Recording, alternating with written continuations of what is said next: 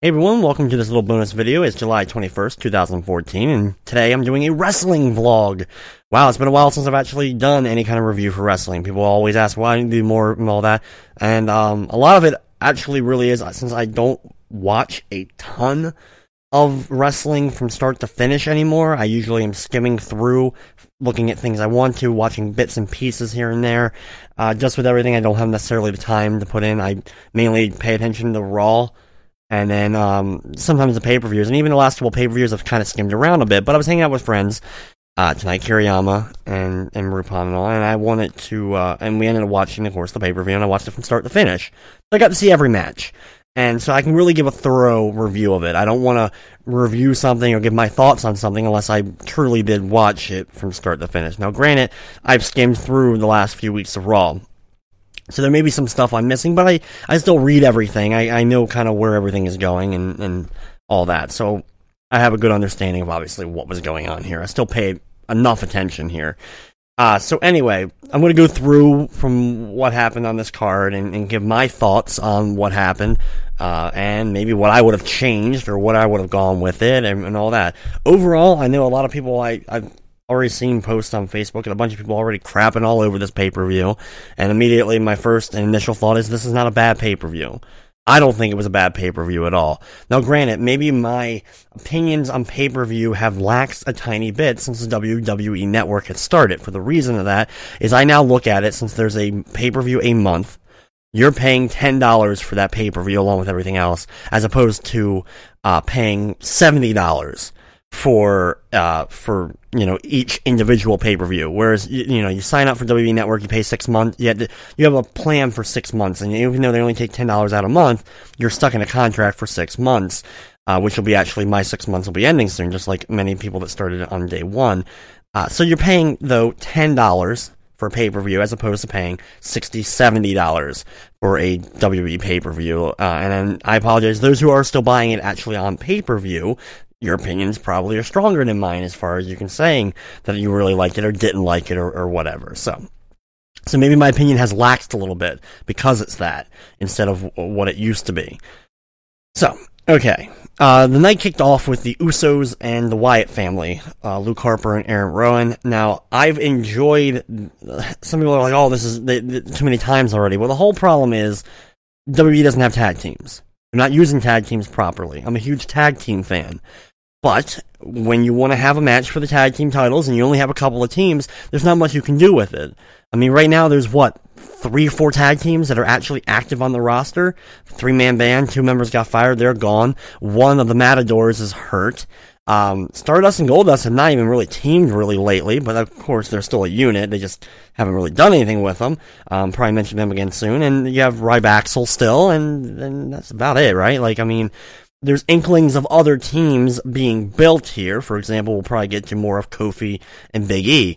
But you don't have that many. WWE's never really, very rarely does WWE have a really good tag team division. I thought they were building one at the beginning of the year. It seemed like a lot of teams were up and coming, and then everything falls apart. WWE doesn't like tag teams. I will never understand why.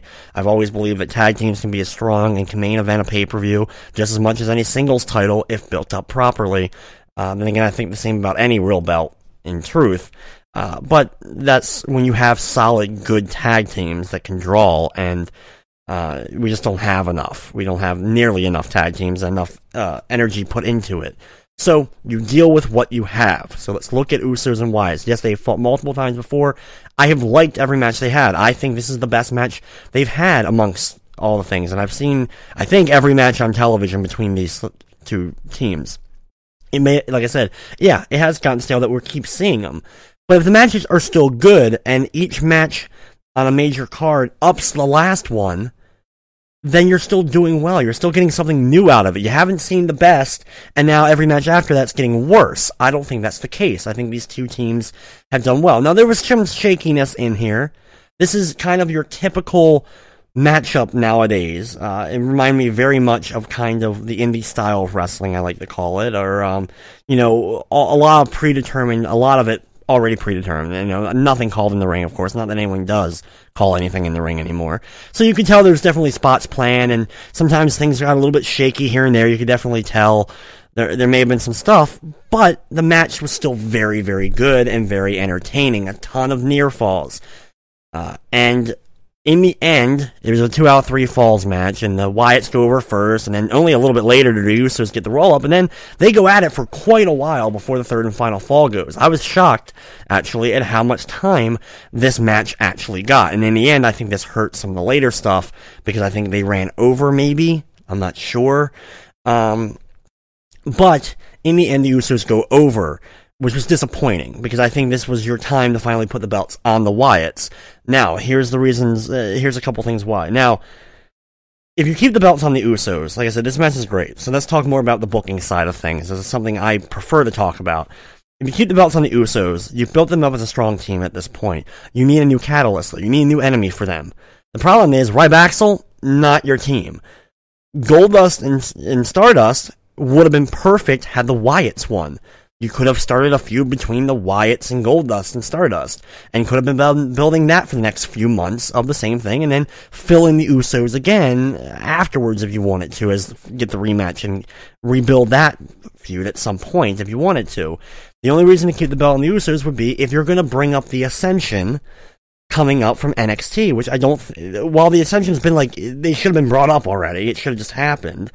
The reason why I don't think they're doing it quite yet, and I could be wrong, maybe they are going to bring them up anyway, they're doing a big tag team tournament over the next few weeks of NXT, I know, the Crown #1 contendership, and that whoever wins that tournament faces the Ascension for the tag team belts down at NXT. And whatever happens there, you know, maybe the Ascension drops the belts and get moved up to the roster. But that's all going to happen before, you know, SummerSlam happens before. So I don't know exactly what they're going with. Can you get one more match out of the Wyatts and Usos? I don't really think so at this point. I think you've kind of done this now. I think the victory tonight ends that, unfortunately. WWE does not seem behind the Wyatts as much as WWE should be behind the Wyatts. The fans are clearly there. The merchandise is selling. In fact, I went to an indie show this week.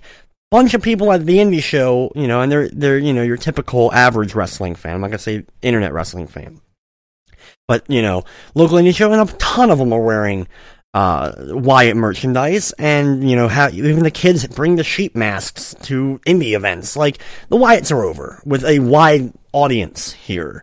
This is your time to capitalize, and WWE dropped the ball not once but twice here with the Wyatts tonight. And I was disappointed that the Wyatts don't go over here.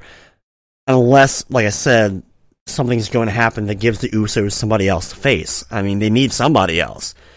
The only other thing, and I don't know if it's going to happen, and I was going to talk about this a little bit later, I guess I'll throw it in now, is there seems to be that new camaraderie between Big E Langston and Kofi Kingston, these little rumors of a new Nation of Domination starting up, in which case you would have a heel group. Turn Kofi heel, have Big E heel, have them fed up with everything, and then you can have them feud with the Usos for it. There just needs to be another team. That's my whole point, so we'll see what happens. Okay, so they then are getting ready to build up the Dean Ambrose-Seth Rollins match, one of the reasons I wanted to see this pay-per-view. Okay, well, we know on Monday that Rollins hurt himself, which I just wanted, it's funny. Not funny that he got hurt, but it was just kind of weird, you know, kind of a poetic justice, not really, though. Anyway, I was talking to my stream on Monday before that he got hurt, and we're talking about best member of the Shield and blah, blah, blah, and I, you know, was like, well, the Reigns is the golden child here. Ambrose is my personal favorite for many reasons, and I think Rollins, while very good, I fear that Rollins' off-the-top rope style, his high-flying style, the way he comes off the ropes, especially with the stomp, the curb stomp move, I fear he was going to hurt his leg and hurt himself and be out for potentially a long period of time. It's just funny that on Raw, and they kept saying that was it when he went over the top rope. No, when you watch Raw back, Rollins came off the second rope, he got hit from Reigns, and then Reigns popped him over with a clothesline over the thing. He hurt his leg coming off that second rope because of the way he extends his legs when he jumps down from the middle rope, and that's what hurt him, and then he went over. So, while he didn't seem hurt at the pay-per-view tonight for what they did, I understand why they went with it the way they did, and I fully agree with the booking here in the end. So anyway, Rollins cuts a promo, Ambrose ambushes him, they throw Ambrose out of the arena. I'm just going to go through everything with Ambrose and all that now, and then we'll get to the rest of the matches. So, Ambrose is thrown out of the arena.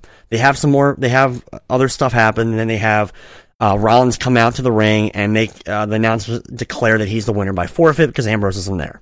Cool. Well, of course, Ambrose comes back and starts attacking Rollins when he's leaving the ring. They battle all over the arena a little bit. Crowd extremely into this.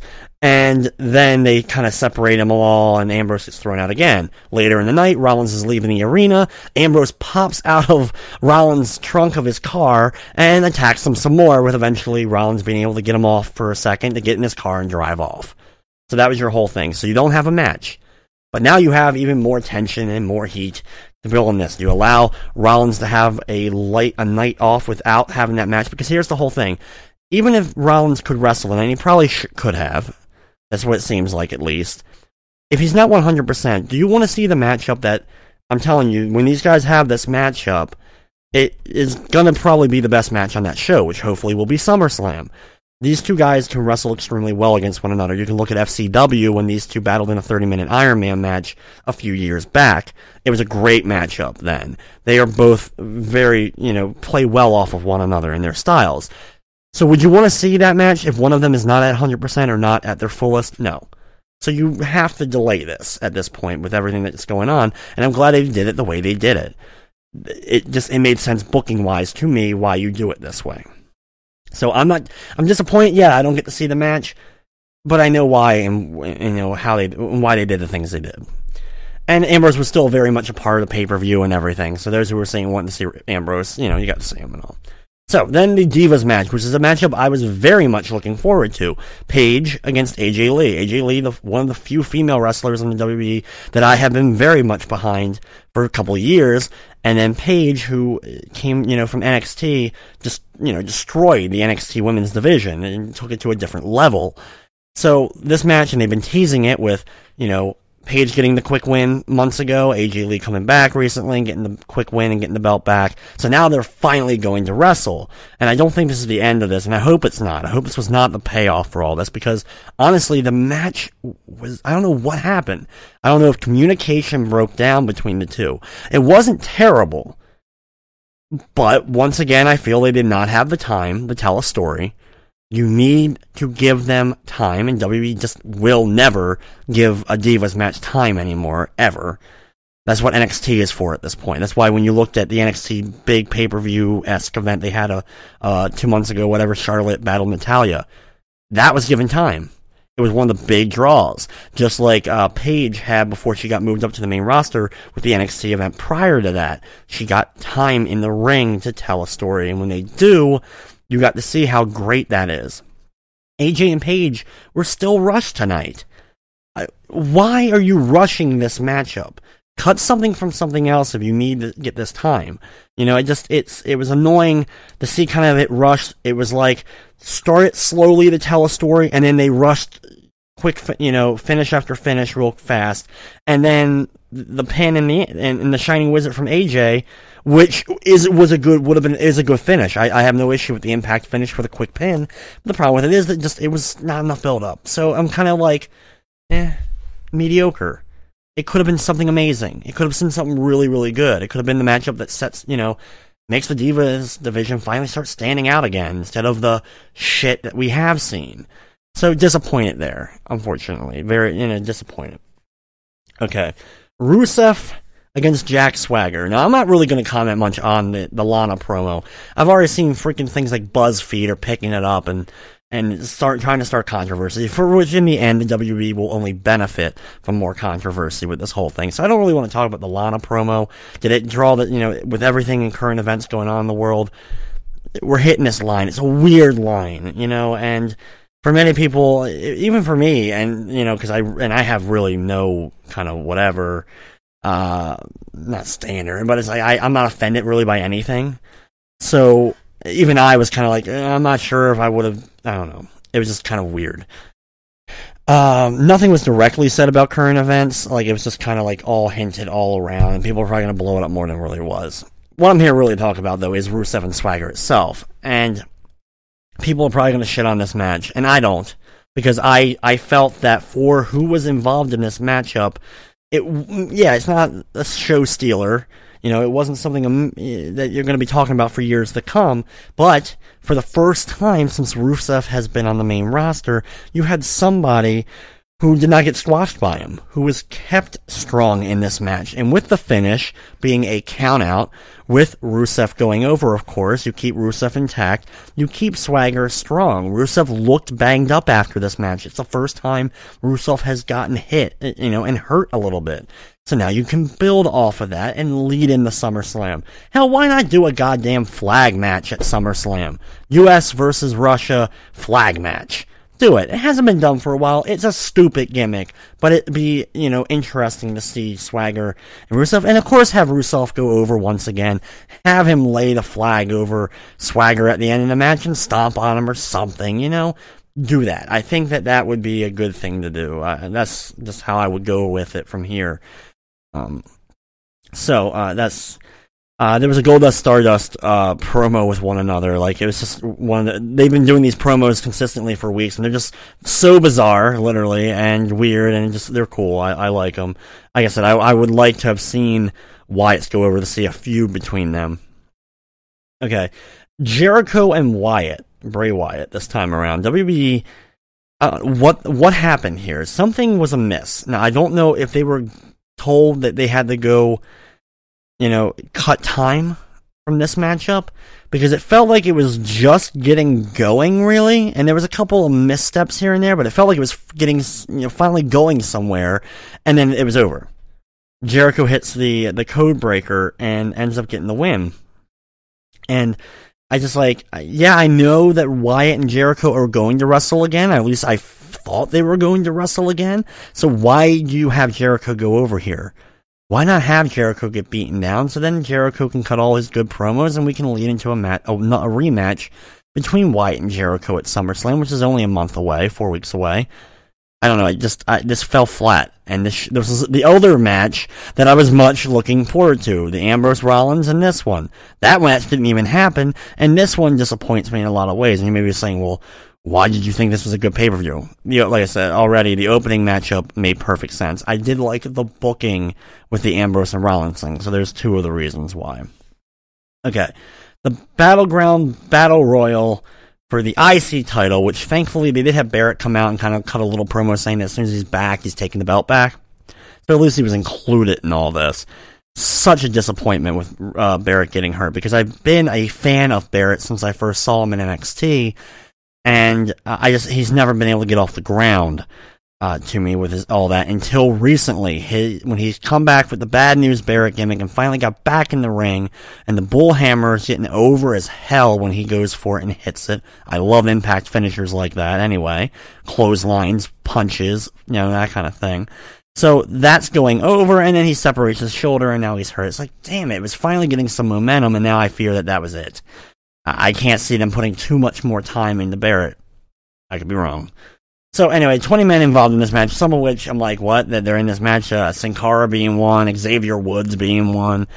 The only reason I would have, and R-Truth was in it as well, the only reason I would have had Xavier Woods, R-Truth, even in this match at all, would have been if you were hinting towards that potential Nation of Domination-esque thing that, like I said, has been rumored for a little while.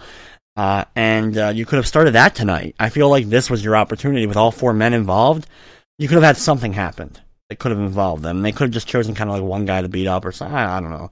There were some really, really great spots in here between Cesaro and Kofi, and there were some cool things in here. And some of the other guys, Khali, of course, he was in there. Bo Dallas was in there and looked strong. Ryback, Axel, Zack, the living joke is Zack Ryder, who got eliminated. Xavier Woods went over first, like in the first seconds, and then seconds later, Zack Ryder got eliminated. I couldn't help but laugh. I'm sorry. Zack Ryder, I got behind Zack Ryder a few years ago, and WWE kind of killed all that, and they lost all his momentum, and then he was trying to rebuild that with his another web show type thing. It's like, no, dude, you had one chance. It fucked up, and it's done, and you really need to kind of just, honestly, I'm surprised he doesn't just ask for his release and go somewhere else and reinvent himself altogether, because he's not doing anything here.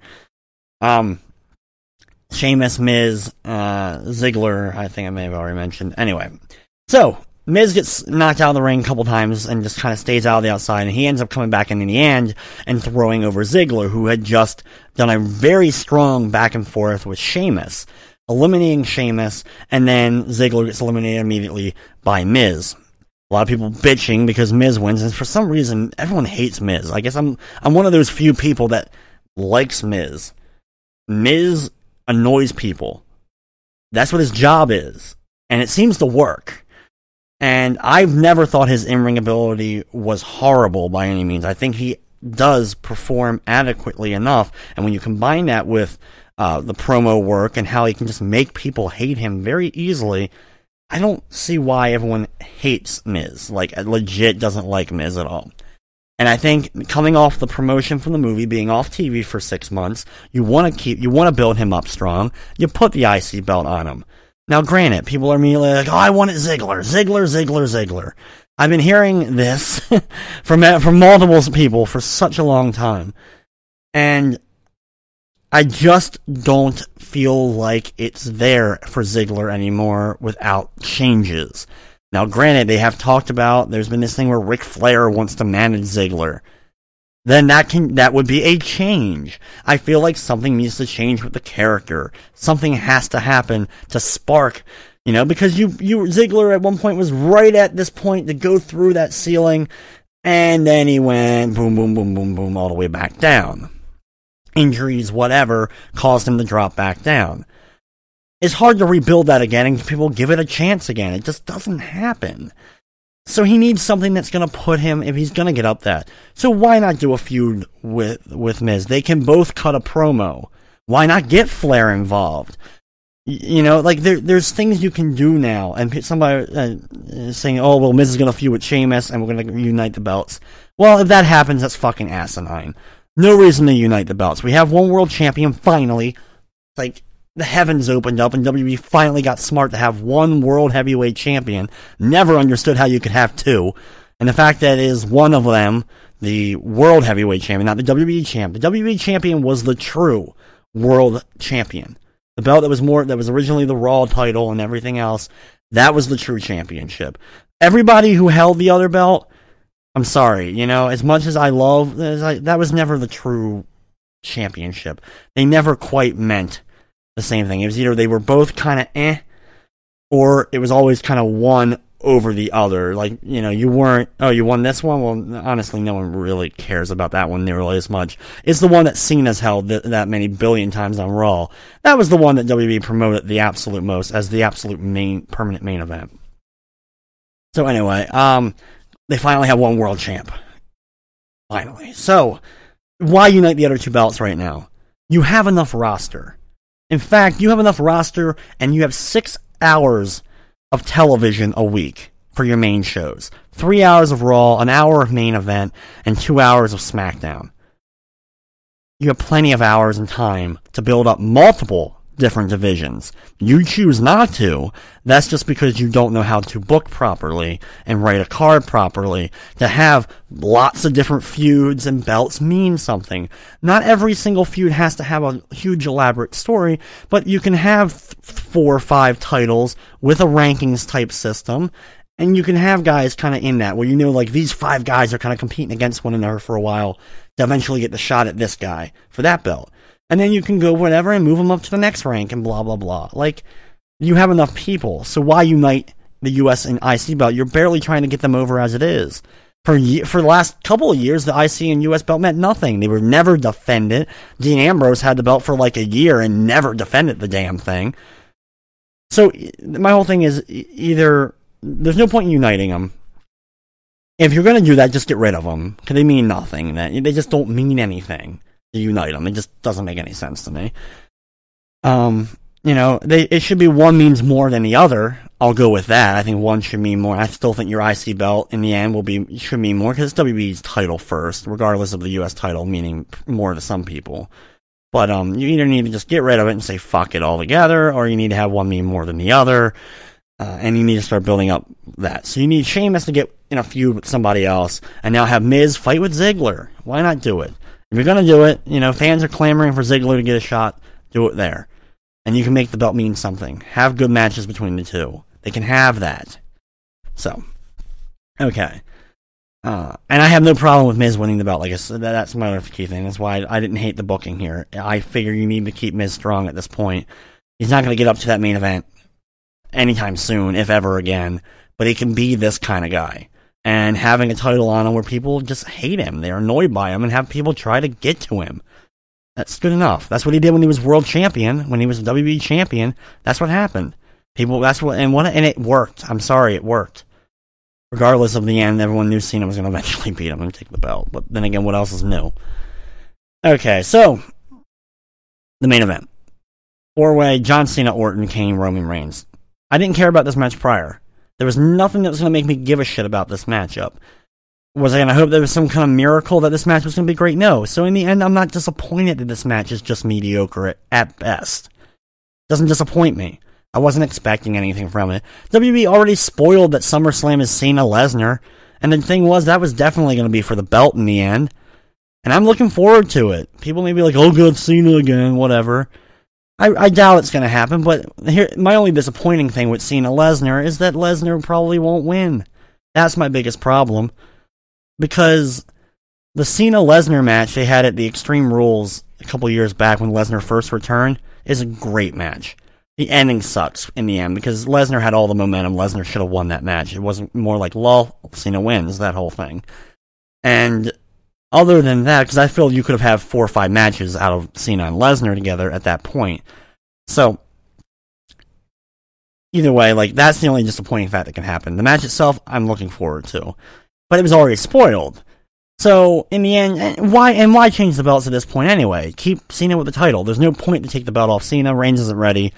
Orton has no momentum. And there wasn't a chance in freaking hell Kane was taking the title out of this matchup.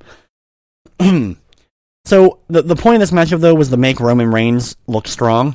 And they did just that. Reigns looks very, very strong. He dominated large portions of this match as the main focal point. The other 3 guys just kind of played around Reigns. This was his way to start building that up. He's going to be your world heavyweight champion, the WWE champion, the world champion, whatever. He's going to be that. He's going to be the number 1 guy in this company very, very soon. Am I sold on him? No, not personally, because I don't think his promo work is there. That's what I'm worried about, and I have to wait for that to get there. I think the in-ring ability is good enough to be a WWE main eventer type guy like that for what WWE wants. He also seems to play the political game quite well enough. People seem to like him in the back, and that's going to do well for him. So if you don't like him, I'm sorry, you're going to have to be dealing with him for a while. At least he's going to get that opportunity to be that guy. If he succeeds, great for, them, for WWE. If he fails, then he'll be out of it, but they're going to at least give him that shot. It's going to happen, and most likely he'll win the Rumble and then go on the Mania and win the belt. But this match was done to make Reigns look good, and just to have a main event until Cena fights Lesnar.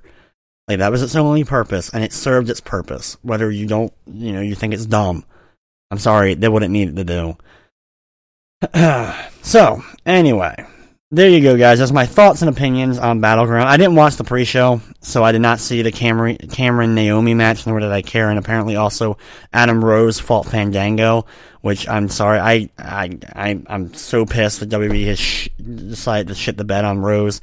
I know some people are like, I really don't like the gimmick, blah. I'm like, it's a gimmick. It's fun.